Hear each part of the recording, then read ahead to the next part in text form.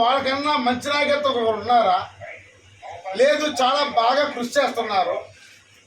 మన వేతన విషయంలో కానీ, మన సమస్య వచ్చినప్పుడు కానీ ఏ విషయంలో కూడా రాజీ పడతా లేదు. నేను మీటింగ్ మనం అటెండ్ చెప్పమ్మా,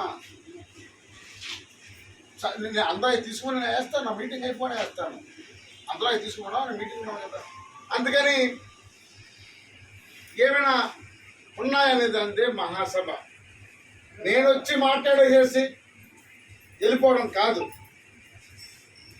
మీరు మాట్లాడాలి.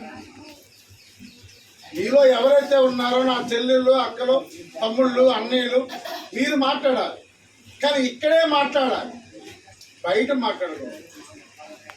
ఇది మన వేదిక. అది మహాసభ అంటే ఉద్దేశం. నూతన కమిటీ వేస్తాం అన్నప్పుడు ఈ కమిటీలో నేను పనిచేస్తాను.